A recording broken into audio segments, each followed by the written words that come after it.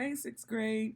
Miss Summers here, and we're getting ready to go over today's lesson. We are doing Unit 2, Lesson 7. We're working on stanza 3 of the poem If, written by Rudyard Kipling. So we're going to get into that. I'm going to read that stanza. You should be following along while I'll read it out loud.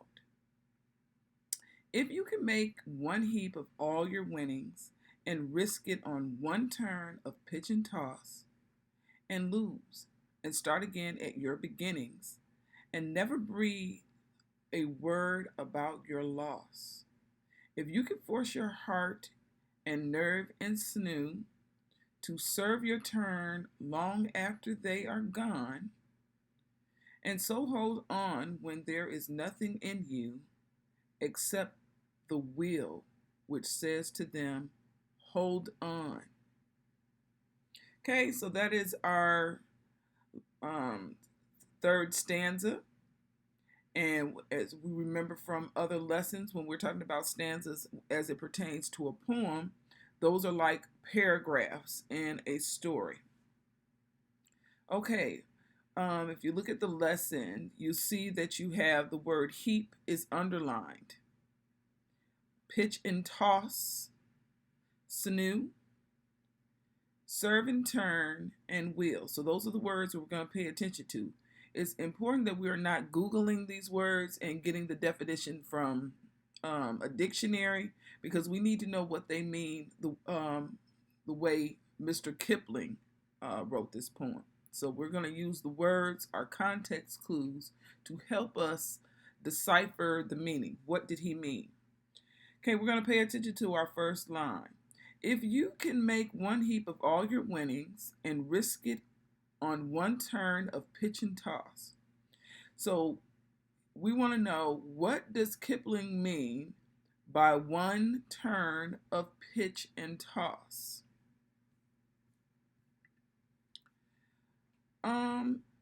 We think that the winnings are things that are important to us, that are important to you. So making a heap of your winnings means everything that is important to you, and that could be life, happiness. That could be your health. Right now, that could be your health. It could be money. It could be in the form of whatever it is that makes you happy. Because not what one thing that makes me happy might not be the same thing that make you happy. So that's kind of what he means by one turn of pitch and toss. So then we move down to our second one. We're paying attention to the line that says, and lose and start again at your beginnings and never breathe a word about your loss. Okay, what does and lose and start again at your beginnings mean? What does that mean? It means that you've lost everything and you're starting over again. As it pertains to the Steve Jobs speech, he lost his job. He lost his livelihood. So that means he had to start all over again.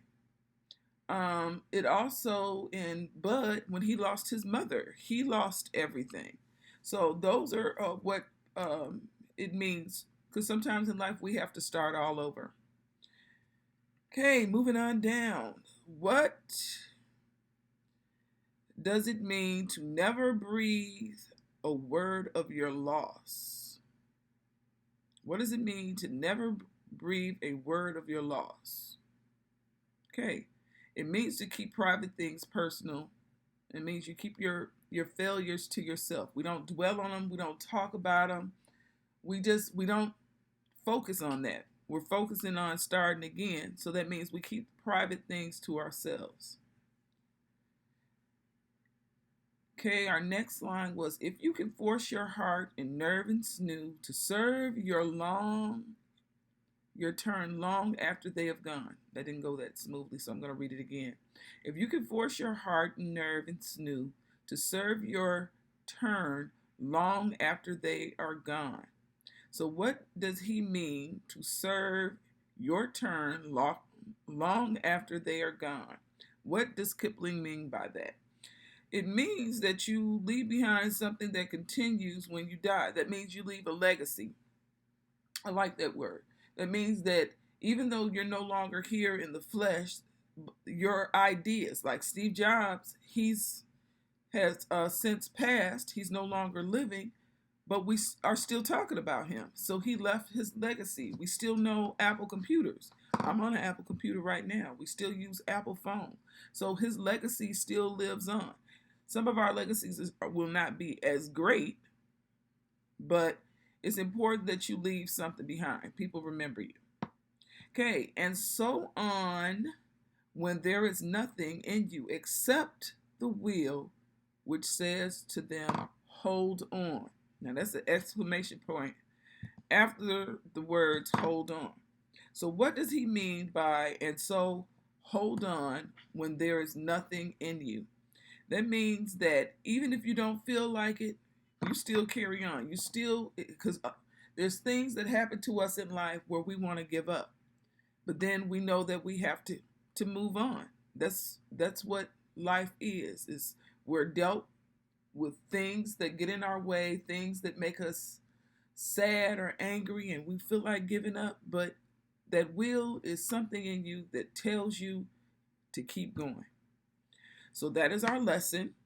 Again, if you need to keep up with your reading with Bud, not Buddy. I know the last few lessons have not dealt with that, but you should definitely be on chapter 16, starting chapter 17. I will have that out for you soon. So go out, do something fun, get some fresh air, and I will see you the next lesson. Bye-bye.